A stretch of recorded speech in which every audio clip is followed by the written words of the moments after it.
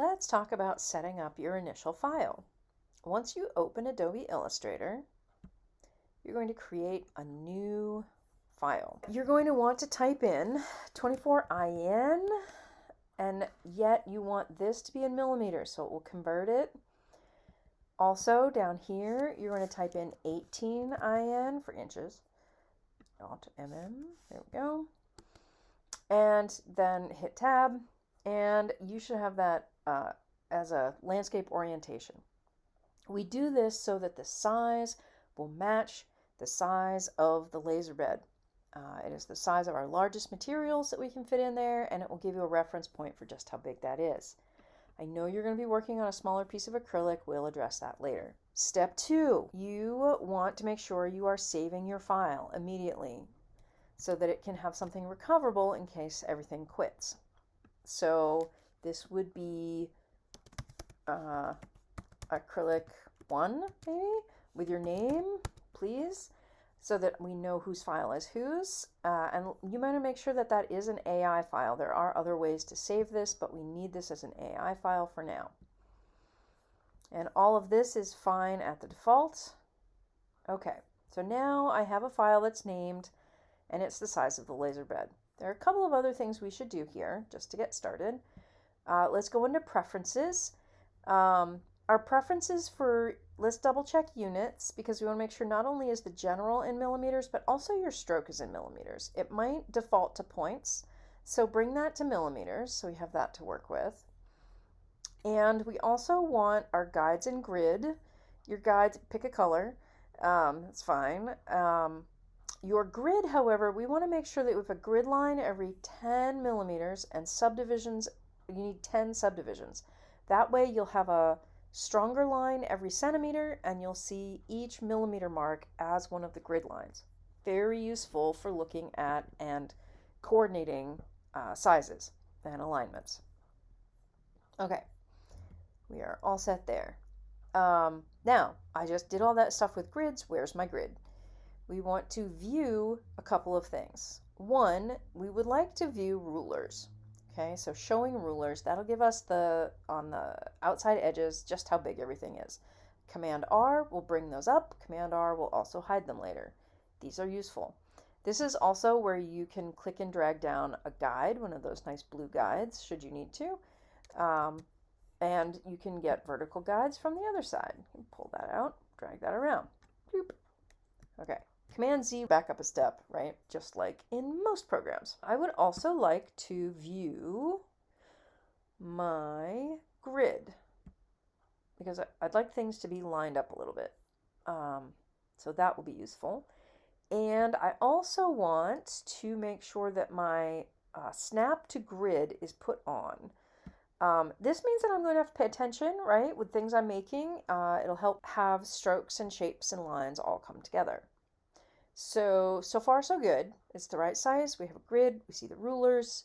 We know we're working in millimeters. Yay. At this point, you might want to save a file as a template. You can use this same setup for all of the things that you'll make for the laser cutter. If you go to File, Save as Template, this will probably pop up to a default of templates, right? And if you look at where this is, it's inside of Adobe's Cool Extras folder. It may not let you save here.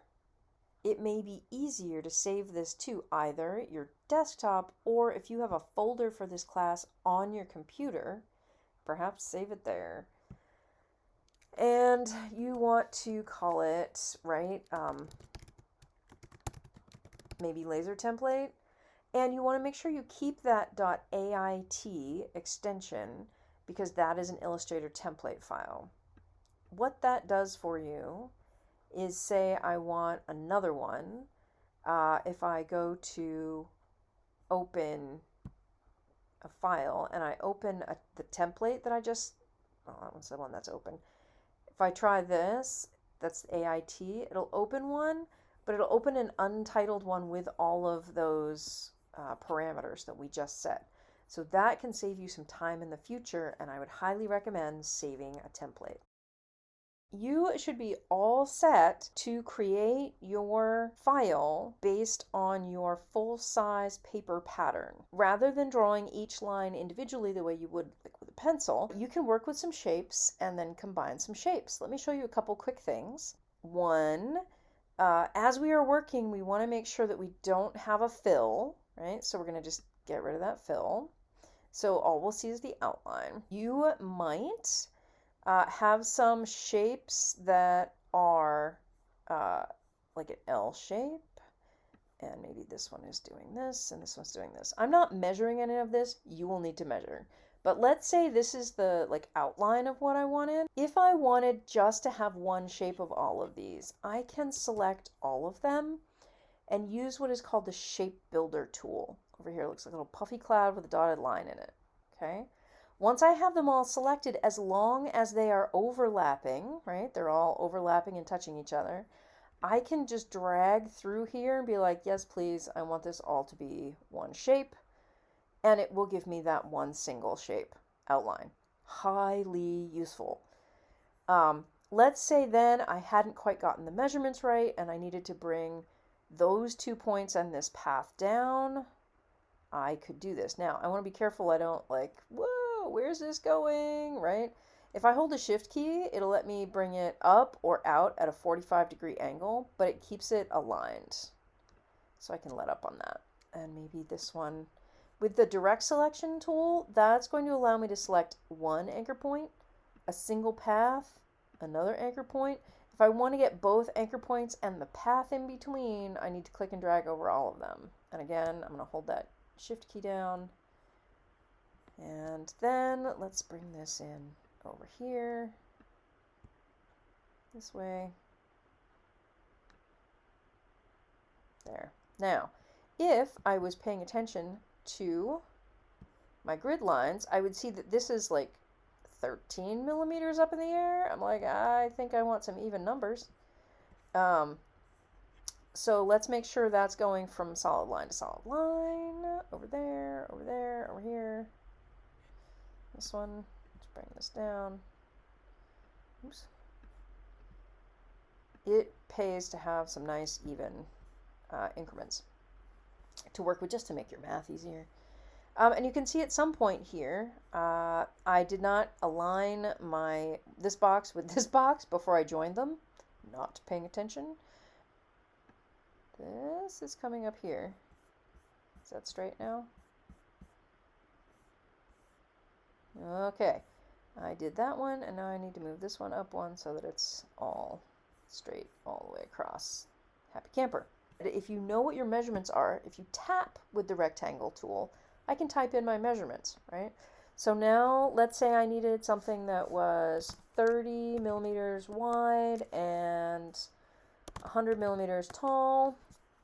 I can get the size that I need. And then you can create the other shapes to go with it. If it's a single rectangle like this, you notice these little dots in the corner. Highly useful, those. You can click on them and pull in, and you see there's a radius. That's the radius of the circle that's being created with the curve. And let's say I bring that into about 4 millimeters. I can have nice rounded corners so that I don't have anything too sharp and pointy on my design. If I'm creating slots for things, I might need, if I know this is a 30 millimeter wide rectangle and I need to have something going across, right? 15 millimeters. But now my height is only going to be the size of my acrylic. Now I have 2 millimeter acrylic. Remember when we did the wooden pieces of joinery and the cardboard ones, that a little bit smaller than the actual size might actually friction fit a little bit better.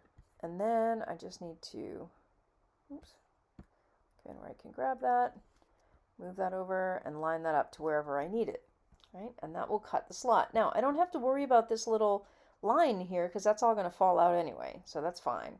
And maybe I might need 2 of those if they're going to cross, and they're going to match.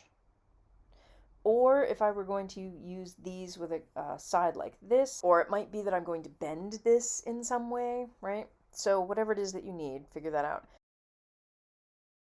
Now, the other thing is that I'm not going to leave these over here just kind of randomly. And you'll see here I have all of my paths. That's my large multi-shape path. These two,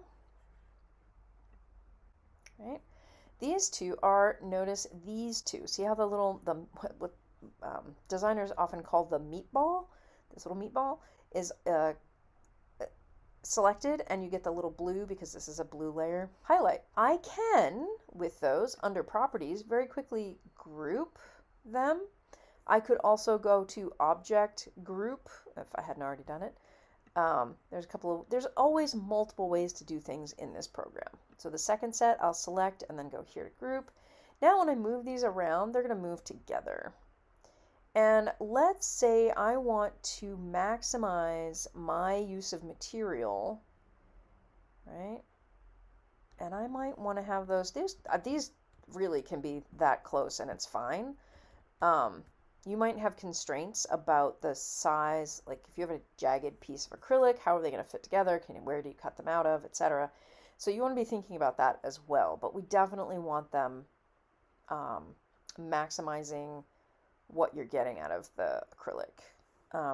Similarly, if you grab the rotate tool, right, the little curvy line, and you hold the shift key down, it'll rotate at either at increments of 45, which is a little convenient. This, all right, so you just let it be let that selected, curvy, moving. I could put it anywhere, but if I hold the shift key down, it's only going to move at those 45-degree angles. Super handy. So depending on what my acrylic is doing, I might want to go that way. But we want to just make the most of our space. So we're not wasting plastic. Saving, all set, good to go. We'll talk more about alignment in the machine when we get there.